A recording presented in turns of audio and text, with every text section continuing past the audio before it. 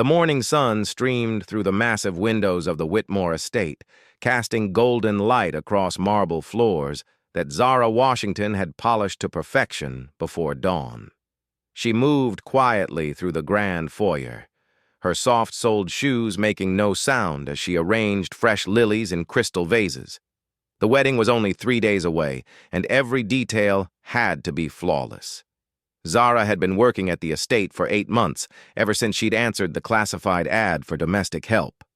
What the Whitmores didn't know was that she had answered that ad out of desperation, not choice. What they also didn't know was that the quiet, efficient maid who kept their home spotless had graduated summa cum laude from Harvard Business School just 2 years earlier. The sound of heels clicking on marble announced the arrival of Victoria Whitmore, mother of the bride-to-be. Victoria swept into the foyer like a winter storm, her silver hair perfectly coiffed and her expression sharp with disapproval. Behind her followed her daughter, Charlotte, a willowy blonde who seemed to float rather than walk. "The flowers are all wrong," Victoria declared, barely glancing at the arrangements Zara had spent an hour perfecting. "These lilies are too pale. I specifically requested the deepest white available." Zara looked up from where she was dusting the antique console table. "I'm sorry, Mrs. Whitmore. These were the finest blooms available at the florist. They're actually imported from Holland and—" "I don't need a lecture on flowers from the help," Victoria snapped, her cold blue eyes fixing on Zara with undisguised disdain. "Just fix it. And while you're at it, make sure you understand your place at Saturday's ceremony. You'll be working in the kitchen, out of sight. I won't have you disrupting the elegance of the occasion." Charlotte giggled, a sound like tinkling glass. "Oh, Mother, don't be so harsh. I'm sure Zara understands. After all, it's not like she belongs with our guests anyway." She looked directly at Zara, her smile sweet, but her eyes cold. "You're nothing but a simple maid. This wedding represents the joining of two of the city's most prominent families. People like you simply wouldn't understand the significance." Zara felt the familiar burn of humiliation in her chest, but she kept her expression neutral. She had learned to swallow her pride, to bite her tongue, to endure. "Of course, Miss Charlotte. I'll make sure everything runs smoothly from behind the scenes." "Good," Victoria said curtly. "Now about the caterers. I want you to supervise them closely. These people can't be trusted to maintain our standards without constant oversight."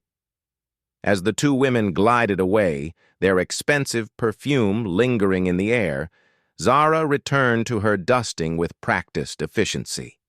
She had perfected the art of being invisible, of moving through their world without truly existing in it. But invisibility was exactly what she needed right now.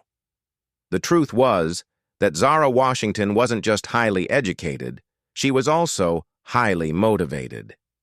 8 months ago, her family's investment firm had been destroyed by a carefully orchestrated corporate takeover.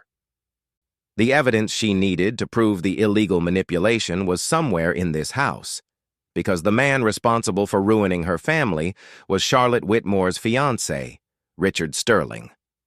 Richard Sterling was old money wrapped in new ambitions. At 35, he had already acquired 3 companies through what appeared to be legitimate business practices. But Zara knew better. She had spent months tracking his methods, following the paper trails that led to offshore accounts and shell companies. Her family's business had been his first major conquest, and she was determined to make it his last. Working as a maid in his future in-law's home had given her access. She never could have achieved any other way. The Whitmores trusted their domestic staff so little that they spoke freely in front of them, treating them as living furniture. Over the past 8 months, Zara had learned about Richard's business dealings, his private meetings, and most importantly, his habit of storing sensitive documents in the Whitmore estate's library safe. The safe that Victoria Whitmore opened every Wednesday morning to retrieve household cash, never realizing that her efficient invisible maid was memorizing the combination. As Zara worked her way through the house, she encountered more of Charlotte's friends who had arrived early for the wedding weekend. Each interaction was a small humiliation designed to remind her of her supposed place in their world. "Excuse me, girl," called Priscilla Thornton, a sharp-featured woman who wore her wealth like armor. "This silver doesn't look properly polished. Surely someone of your background understands the importance of silver that truly shines?" Zara examined the serving tray in question. It gleamed like a mirror, polished to perfection just that morning. "I'll address it immediately," she said quietly. "See that you do," Priscilla replied. "And honestly, Charlotte, I don't understand why you keep this one around. There are plenty of more suitable people who could handle these duties. People who understand their place naturally." From the sitting room, Zara could hear Charlotte's laughter. "Oh, Priscilla, you're terrible. But I suppose you're right. She does seem rather presumptuous sometimes, always looking like she's thinking too much. It's unsettling in domestic help, don't you think?" The women's laughter followed Zara as she retreated to the kitchen, each giggle a small knife to her dignity. But she endured it because she had a purpose far greater than their petty cruelties. In the kitchen, she found Carlos, the elderly gardener who had become her only ally in the house. He looked up from the vegetables he was preparing for the cook's return. "Rough morning?" he asked kindly, noting the tension in her shoulders. "Nothing I can't handle," Zara replied, beginning to prepare the silver polish she didn't actually need. "Carlos, have you seen Mr. Sterling today?" "He's in the library with Mr. Whitmore. Been there since early this morning, going over papers. Wedding business, I assume." Carlos paused, studying her face. "You know, mija, in all my years working for wealthy families, I've learned to recognize when someone doesn't belong in servitude. You have the hands of a worker, yes, but the eyes of a leader." Zara looked up sharply, but Carlos's expression was gentle and knowing. "Your secret is safe," he continued quietly. "But be careful. These people may treat us like furniture, but some of them are smarter than they appear. And Mr. Sterling, there's something cold about that man, something dangerous." Before Zara could respond, the kitchen door swung open and Richard Sterling himself entered. He was tall and handsome in the way that old money often produced, refined features, perfect posture, and an air of absolute entitlement. His dark hair was perfectly styled, his suit hand-tailored, and his smile practiced to charm. "Ah, there you are," he said, though Zara was certain they had never been properly introduced. "I need coffee brought to the library, something special. Not the usual household blend. Mr. Whitmore and I are discussing some very important matters." "Of course, sir," Zara replied, keeping her eyes downcast in the manner expected of her position. "And girl," Richard added, his voice taking on a sharper edge, "make sure you knock before entering. We're dealing with sensitive business information. The kind that someone in your position wouldn't understand naturally, but still requires discretion." As he left, his expensive shoes clicking authoritatively on the tile floor, Carlos shook his head. "That man talks to you like you couldn't understand business if your life depended on it. If he only knew." But Zara was already moving, preparing the coffee service with steady hands while her mind raced. This was the opportunity she had been waiting for. Richard Sterling was in the library with documents, discussing sensitive business matters. If she could gain access to that room while they were occupied, she might finally find the evidence she needed. 20 minutes later, Zara approached the library with a silver coffee service, her heart pounding, but her expression serene. She knocked softly and waited for permission to enter. "Come in," came Richard's voice. The library was magnificent, with floor-to-ceiling shelves lined with leather-bound books and a massive desk that dominated the center of the room.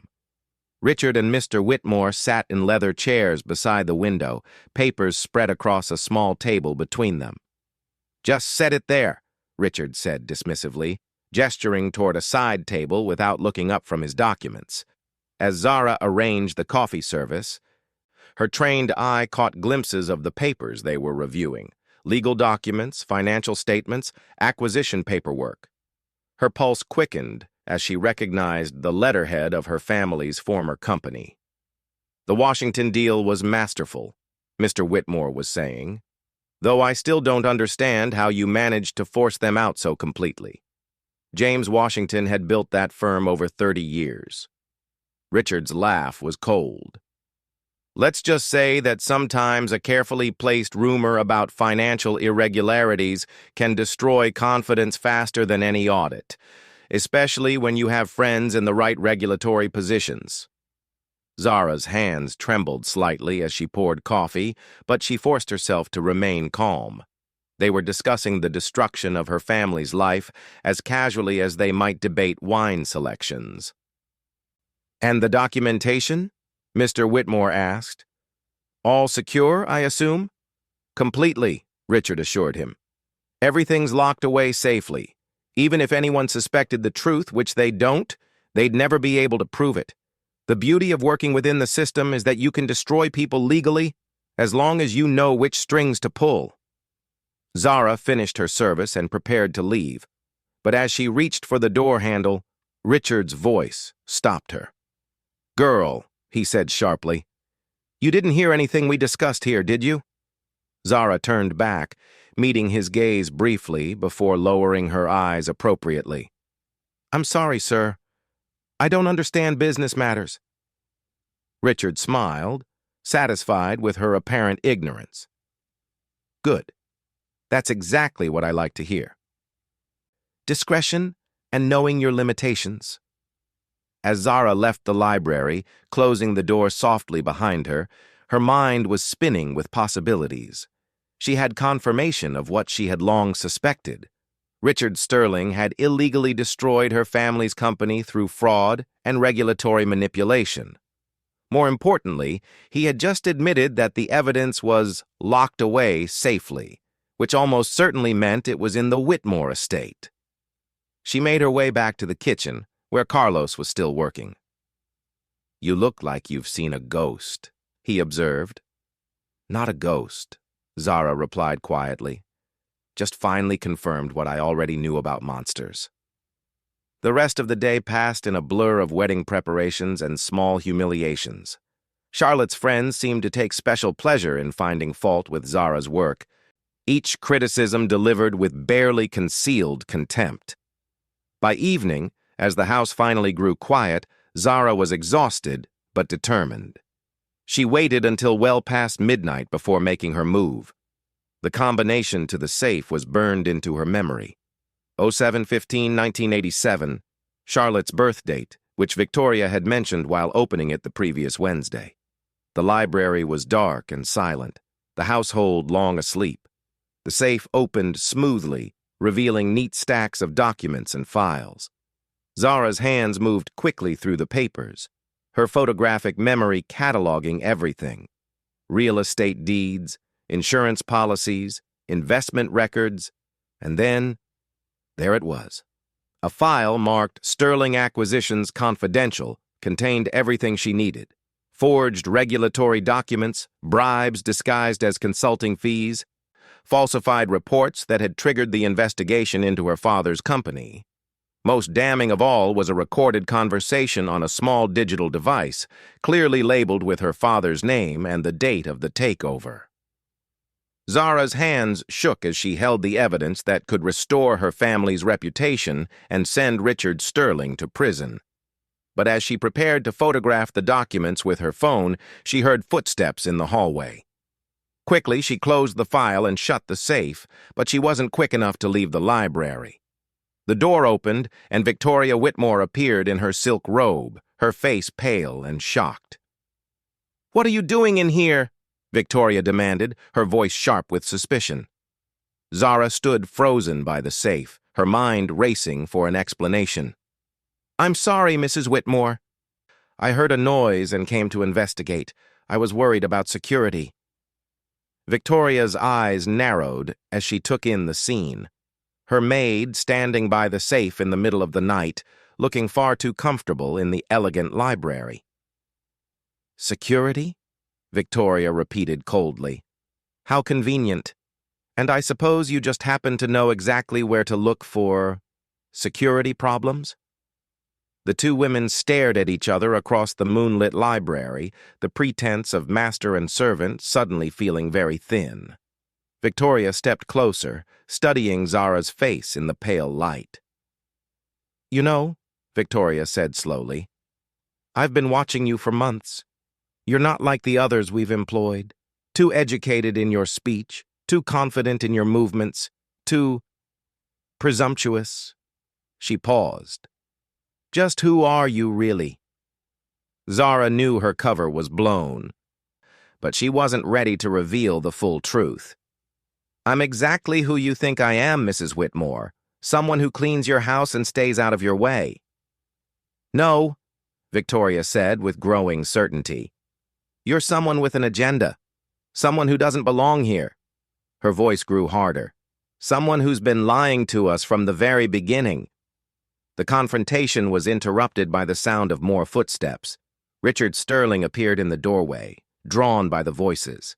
His eyes immediately went to Zara standing by the safe, and his expression darkened with understanding. "Well, well," he said softly, stepping into the library and closing the door behind him. "It seems we have a problem." Victoria looked between them, sensing undercurrents she didn't fully understand. "Richard, I found her in here by the safe. She claims she was checking on security, but that's not why she's here at all," Richard finished, his cold gaze fixed on Zara. "Is it Miss Washington?" The name hung in the air like a challenge. Victoria gasped, her hand flying to her throat. "Washington," she whispered, "as in Washington Industries, the company you acquired last year?" Richard nodded slowly, never taking his eyes off Zara. "Meet Zara Washington, daughter of James Washington, former owner of Washington Industries, current domestic servant and, apparently, amateur detective." Zara lifted her chin, abandoning any pretense of subservience. Not so amateur anymore. The three of them stood in the moonlit library, the truth finally exposed. The humble maid was revealed as the daughter of a destroyed business empire. The kind, grandfatherly employer was exposed as a ruthless corporate predator, and the society wedding of the year was about to become something entirely different. "You have no idea what you're dealing with," Richard said quietly, his charming mask finally slipping to reveal something much more dangerous beneath.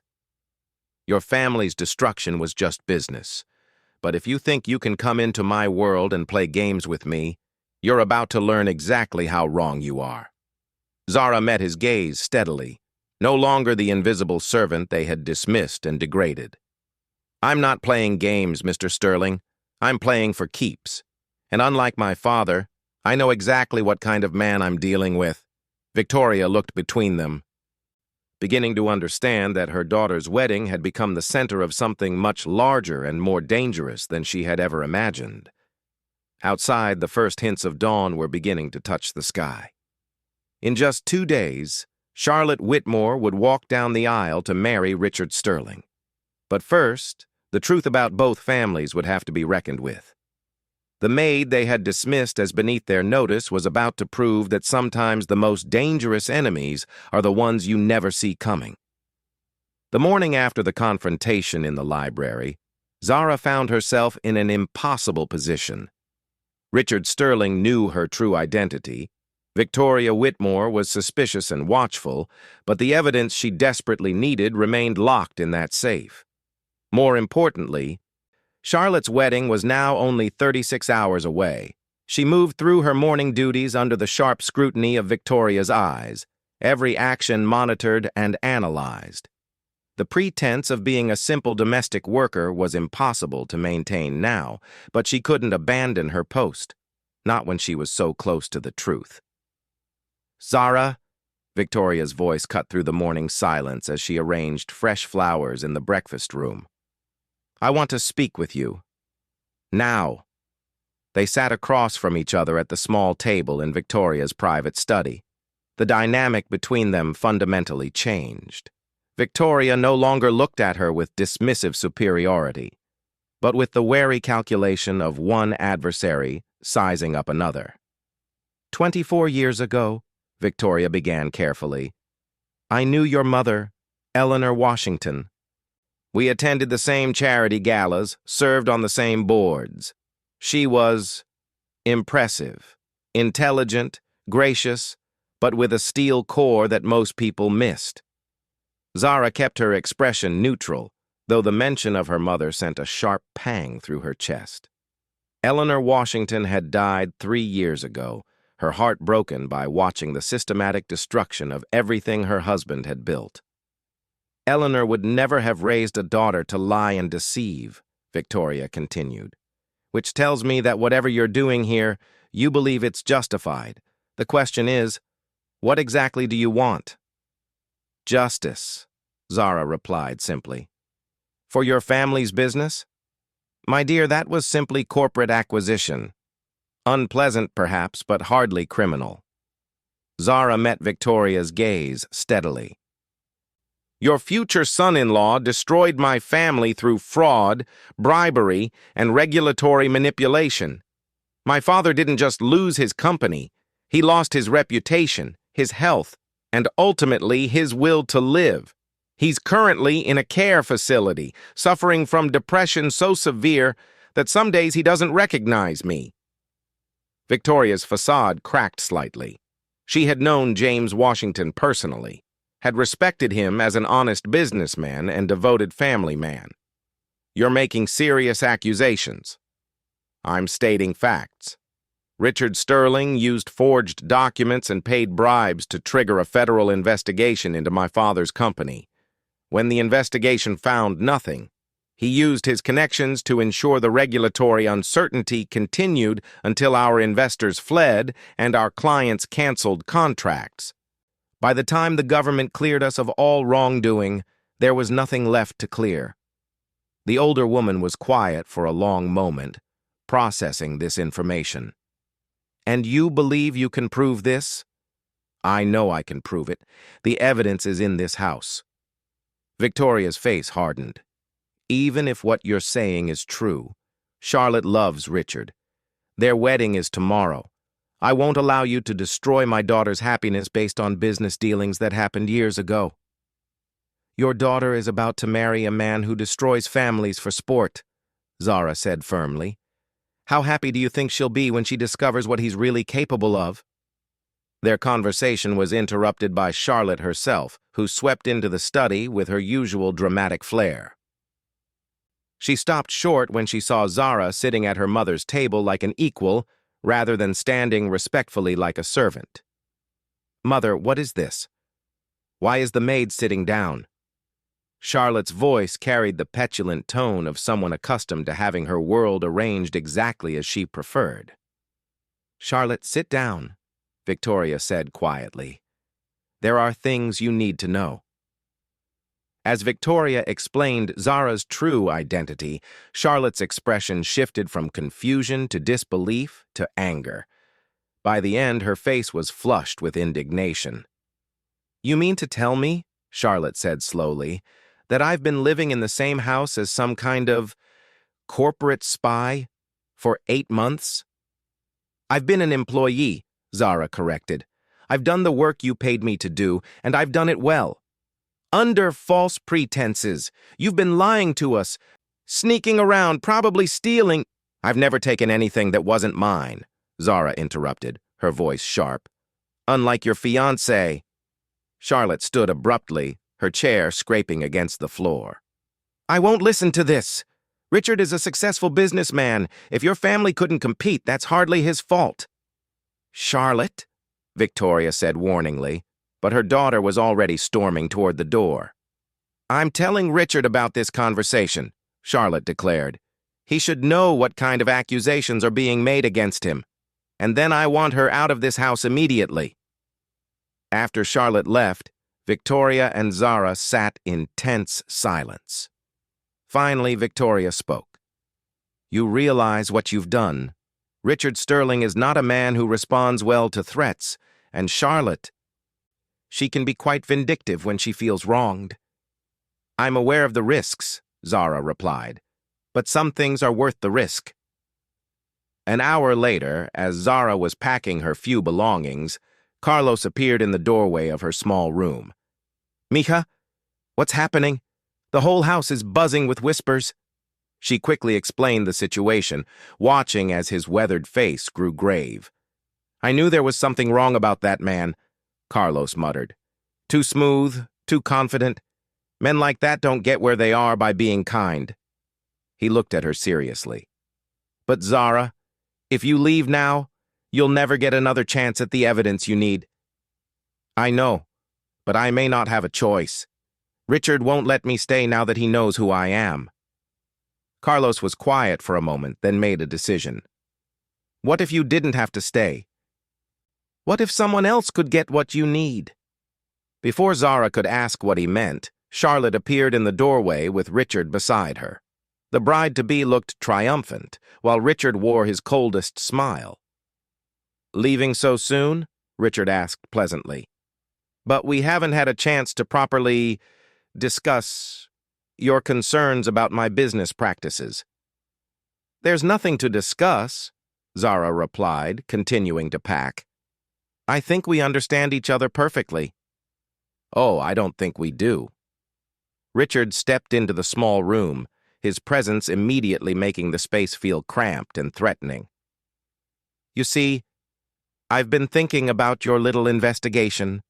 It occurs to me that someone with your background might have accessed confidential information during your time here.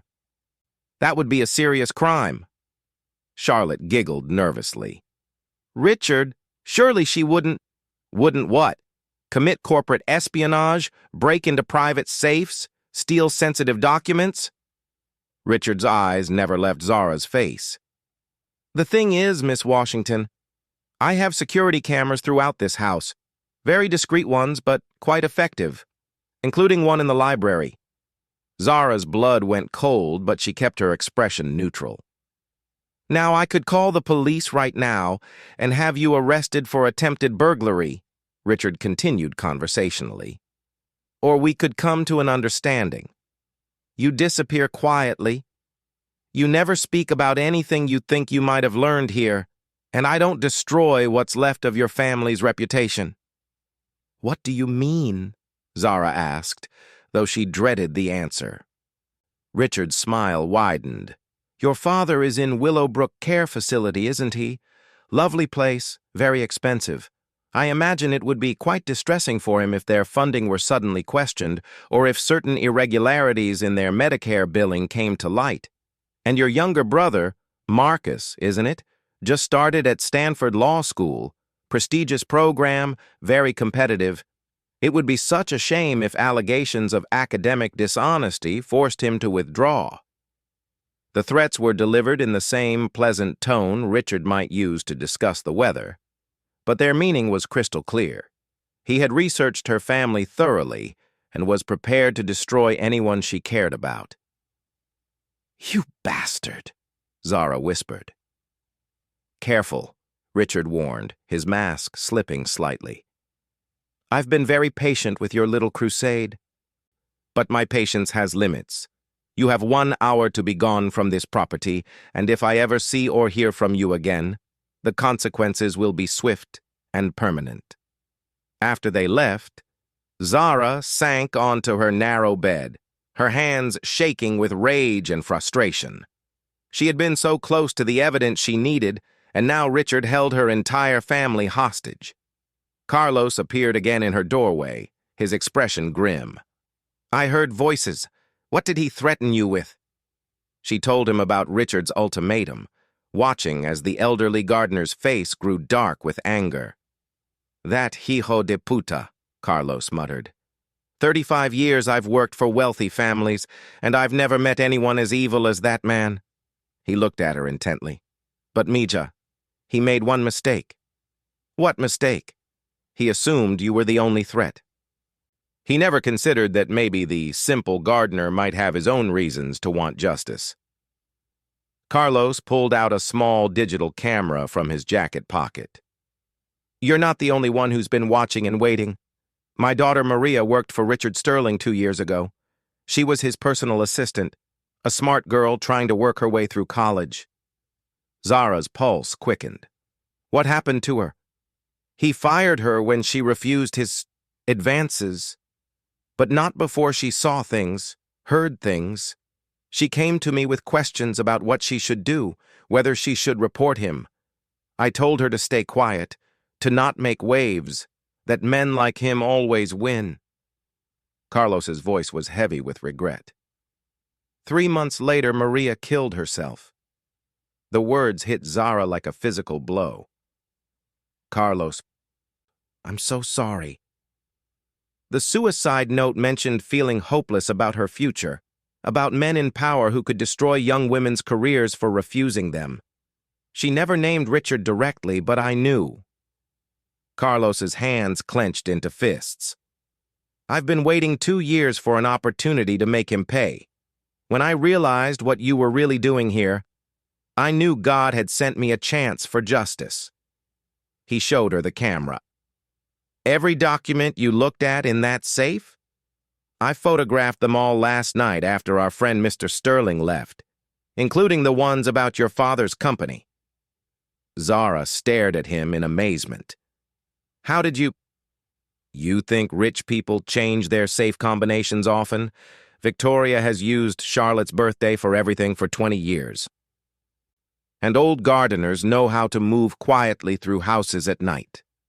Carlos smiled grimly. "I may not have your business education, mija, but I know what evidence looks like." He handed her a flash drive. "Everything is here. Richard Sterling's admission of guilt, the forged documents, the bribery records, all of it. Enough to send him to prison and restore your father's reputation." Zara took the drive with trembling hands. "Carlos, why? You could lose your job, your livelihood." "My daughter is dead because I was too afraid to fight. I won't make that mistake again." Carlos stood up, squaring his shoulders with new resolve. "But we have to move carefully. Richard Sterling has powerful friends and deep pockets. If we're going to bring him down, we need to do it right." They spent the next hour planning their strategy. The evidence would be copied and sent to multiple destinations: the FBI, the Securities and Exchange Commission, major newspapers, and regulatory agencies. But timing would be crucial. "The wedding is tomorrow," Zara mused. "All of Richard's business associates will be here, along with reporters and society photographers. If we expose him then, publicly, he won't be able to control the narrative or buy his way out quietly." Carlos nodded. "And Charlotte needs to know the truth before she marries him. Whatever else she is, she doesn't deserve to be tied to a man like that." "You realize this will destroy the Whitmore's reputation too?" Zara asked. "Victoria and Charlotte will never forgive us for ruining their family's standing in society." "Perhaps," Carlos agreed. "But sometimes doing the right thing means accepting consequences we don't like." As evening approached, Zara prepared to leave the estate as ordered, but now she left with purpose instead of defeat. She had the evidence she needed, and more importantly, she had an ally in her quest for justice. But as she walked toward her car, she encountered Victoria waiting by the garden gate. "I've been thinking about our conversation," the older woman said quietly. "About what you said regarding Eleanor Washington's daughter being raised to be honest." Zara stopped, uncertain what Victoria intended. "I called an old friend at the SEC this afternoon," Victoria continued. "Asked some hypothetical questions about corporate fraud, about statute of limitations, about what kind of evidence would be needed to prosecute someone for financial crimes committed several years ago. And I learned some very interesting things about recent investigations into certain regulatory officials who have been taking bribes to manipulate business investigations." Victoria's voice was steady, but her eyes were troubled. It seems the Justice Department has been building cases against several people who might have been involved in destroying legitimate businesses through fraudulent means. The two women looked at each other in the fading light. If someone were to provide evidence of such activities, Victoria said carefully, the authorities would be very interested, very protective of witnesses, very thorough in their prosecutions. Even if that someone had been working under false pretenses. Especially then. Undercover work requires dedication and courage. Victoria paused. Eleanor Washington was my friend, Zara. I failed her family once by not asking hard questions when your father's company was destroyed.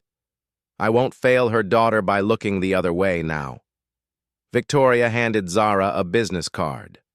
My old friend's name is Assistant District Attorney Sarah Chen. She's expecting your call. As Zara drove away from the Whitmore estate, she realized that everything had changed again. She was no longer a lone crusader seeking justice for her family. She now had allies, evidence, and a clear path to victory.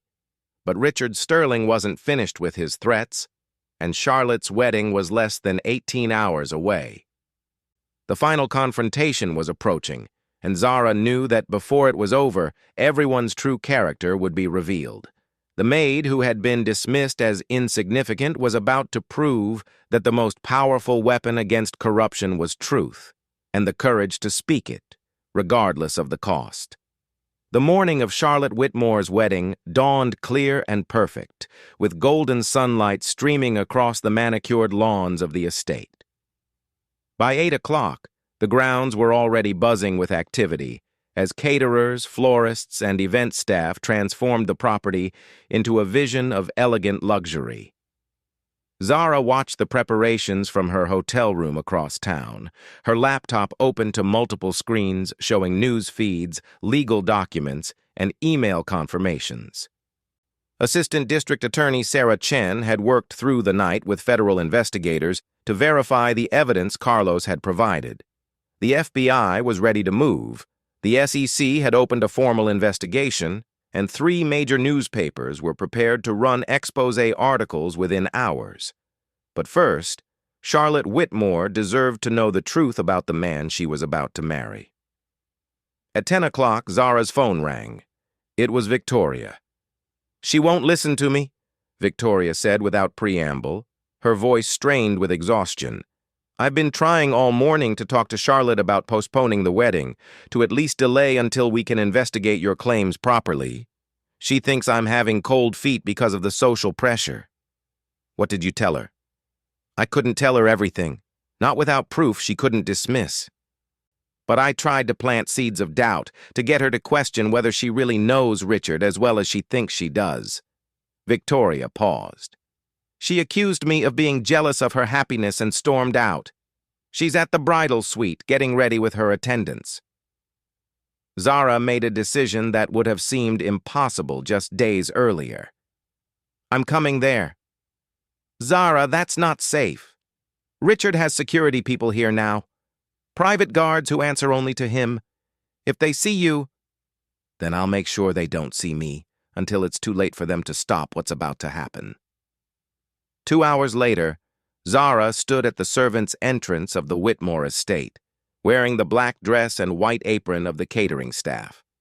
Carlos had arranged for her to replace one of the servers, and his network of connections among the domestic workers had ensured her arrival went unnoticed. The estate was transformed. White silk draping hung from every surface. Thousands of white roses created an archway where the ceremony would take place, and round tables draped in ivory linen dotted the expansive lawn. It was a fairy tale setting that would have been breathtaking if Zara hadn't known the darkness lurking beneath its perfect surface. "The bride is in the East Wing," Carlos murmured as they passed in the kitchen. "Getting ready with 6 attendants and a photographer. Richard is in the library with his groomsmen, probably drinking whiskey and congratulating himself on landing such a perfect society bride. Any sign of his security people? 2 at the main entrance, 2 more roving the grounds. They're looking for Zara Washington, the disgruntled former employee. They're not looking for Maria Gonzalez, the new catering assistant. Carlos had provided her with a fake ID and work credentials that would pass casual inspection. More importantly, he had given her a detailed layout of the house and a timeline of the day's events. "The ceremony begins at 4 o'clock, Carlos continued. "All the guests will be seated by 3:30. That's when you make your move." Zara nodded, checking her phone one more time. Sarah Chen had texted, "FBI in position, warrant executed, arrest team standing by, give us the signal." The morning passed in a blur of activity. Zara served champagne to arriving guests, each face representing old money, political power, or corporate influence. She recognized several federal judges, 2 senators, the mayor, and CEOs of Fortune 500 companies. Richard Sterling had chosen his wedding guest list strategically. These were people whose presence would provide him with protection and legitimacy, which made what was about to happen even more devastating.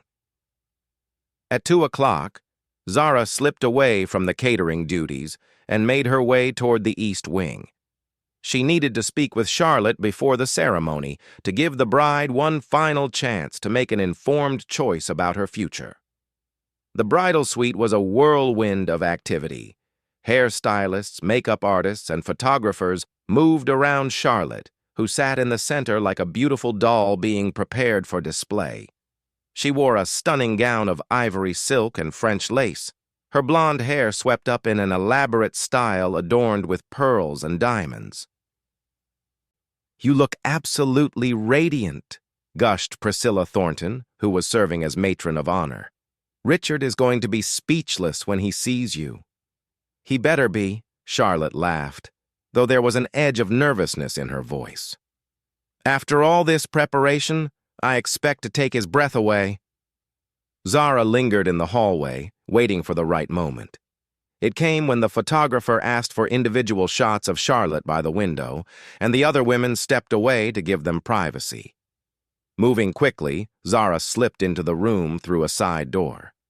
Charlotte caught sight of her in the mirror and spun around, her face immediately hardening with anger. "How dare you!" Charlotte hissed, keeping her voice low so the others wouldn't hear. "You're supposed to be gone! If Richard sees you here—" "Charlotte, please," Zara interrupted urgently. "I need 5 minutes to tell you something that could change your life." "I don't want to hear your lies about Richard. He's a successful businessman who destroyed my family through fraud and bribery," Zara cut her off. "Who threatened to harm my disabled father and my brother if I didn't disappear quietly. Who caused the suicide of a young woman who refused his sexual advances." Charlotte's face went pale. That's insane. Richard would never—" Zara pulled out her phone, showing Charlotte a photograph of the evidence Carlos had gathered. "This is a recording of Richard admitting to using forged documents and bribes to destroy my father's company. This is a paper trail showing payments to corrupt officials. This is proof that your fiancé is a criminal who ruins people for entertainment." Charlotte stared at the screen, her hands trembling slightly. "This could be fake. You could have manufactured all of this." "Then ask him," Zara challenged. "Ask Richard about Washington Industries. Ask him about Maria Santos, Carlos's daughter. Ask him why he keeps detailed records of his criminal activities in your mother's safe." The photographer was calling for Charlotte's attention, but she remained frozen, staring at the evidence on Zara's phone. "Even if this were true," Charlotte whispered, "what am I supposed to do? Cancel my wedding in front of 300 guests? Humiliate my family? Destroy everything we've planned?" "You're supposed to choose truth over convenience," Zara replied firmly. "You're supposed to decide whether you want to spend your life married to a man who destroys innocent people for profit." Charlotte's mouth opened and closed silently, her perfect composure finally cracking. In that moment, she looked very young and very frightened. "Miss Charlotte?" The photographer was approaching. We need to finish these shots before the ceremony. Charlotte looked between Zara and the photographer. Her wedding dress suddenly feeling like a costume for a play she no longer wanted to perform in. I need a moment, Charlotte said shakily. Everyone out, please.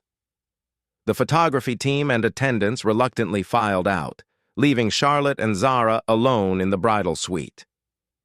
Show me everything, Charlotte said quietly.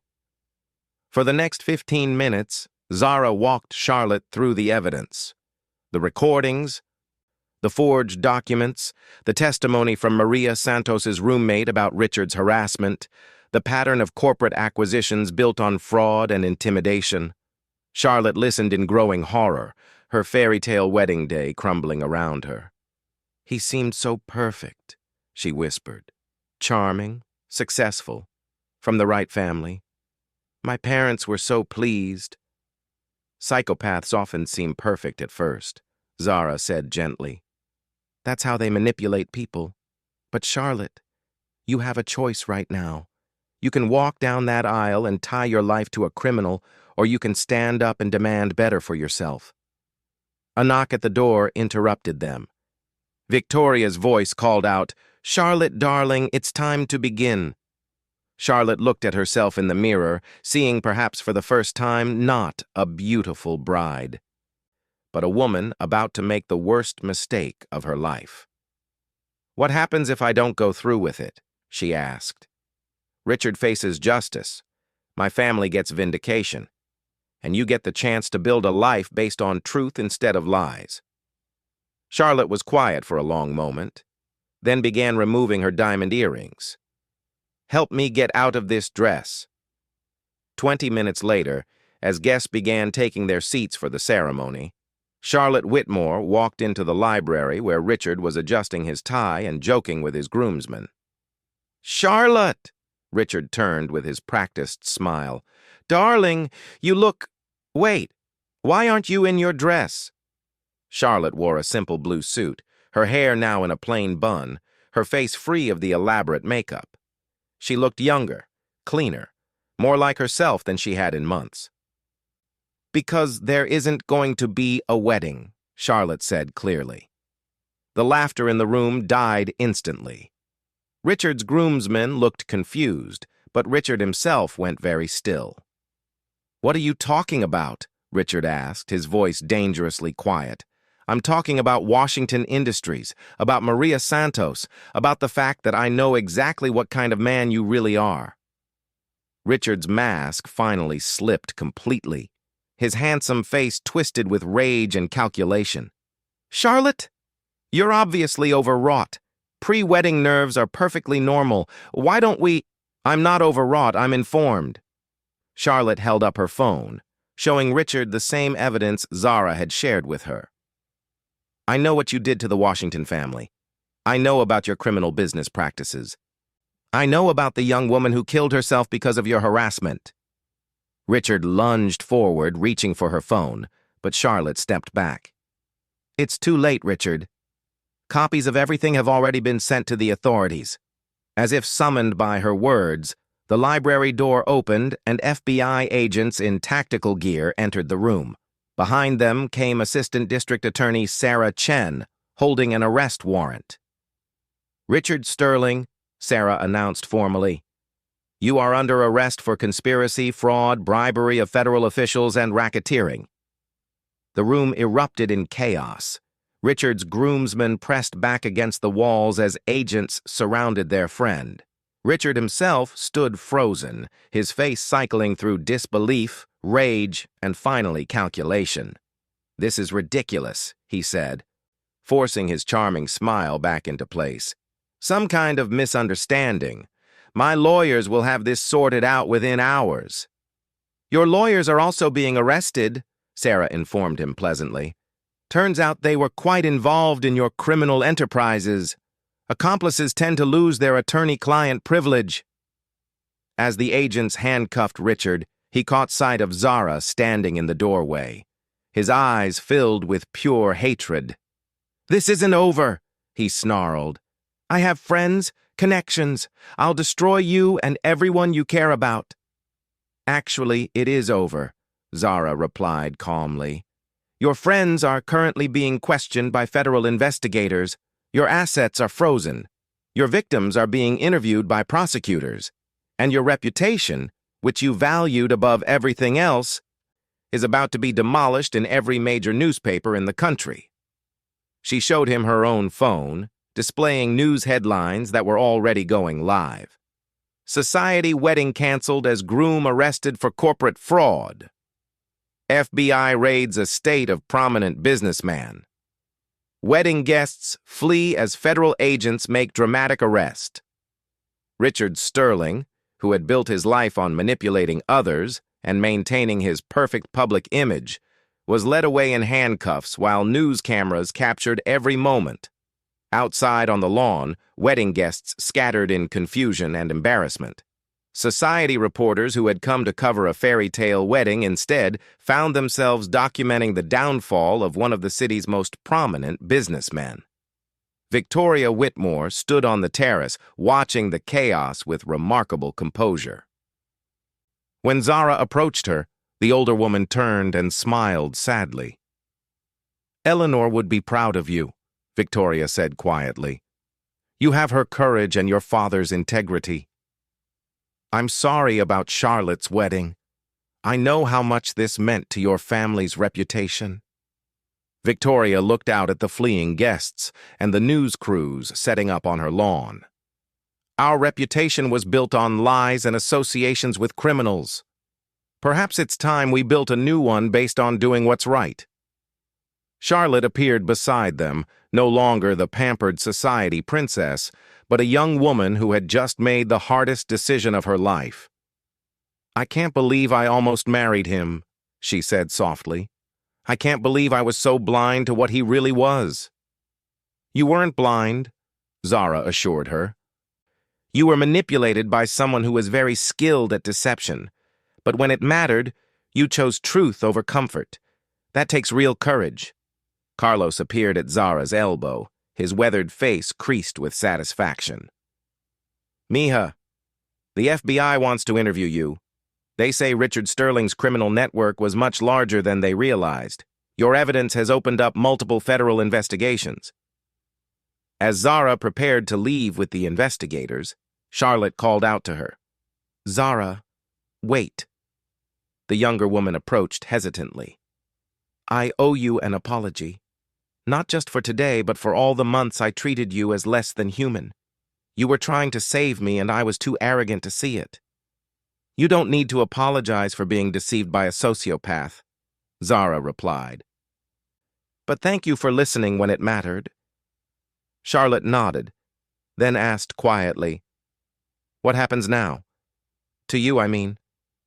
Zara smiled, feeling lighter than she had in years. "Now I get to call my father and tell him that his name has been cleared. I get to watch Richard Sterling face justice for his crimes, and I get to decide what to do with the rest of my life, knowing that I fought for the truth and won." 3 months later, Zara Washington stood in the courtroom as Richard Sterling was sentenced to 15 years in federal prison. The evidence she and Carlos had gathered had not only secured his conviction, but had led to the prosecution of an entire network of corrupt officials and complicit attorneys.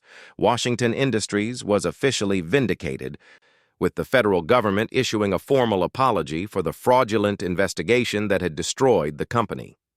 James Washington's health improved dramatically as his reputation was restored, and he began making plans to rebuild his business empire. Charlotte Whitmore had used her trust fund to establish a scholarship program for young women pursuing business degrees, particularly those from families affected by corporate fraud. She had also become an advocate for victims of white-collar crime, speaking publicly about her experience with Richard Sterling. Victoria Whitmore had quietly begun supporting criminal justice reform initiatives, using her social connections to raise awareness about corporate corruption and its human cost. And Carlos Santos had been offered a position as head groundskeeper at the federal courthouse, where he could tend gardens while knowing that justice was being served just inside the building. As for Zara, she had returned to the business world, but this time on her own terms. She opened a consulting firm specializing in corporate fraud investigation, helping families and businesses protect themselves from predators like Richard Sterling. The society wedding that never was had become something much more valuable, a testament to the power of truth, courage, and the understanding that everyone, regardless of their position in life, deserves dignity and justice. The woman they had dismissed as nothing but a simple maid had proven that the most dangerous opponent is someone who has nothing left to lose except their integrity and refuses to give that up at any price.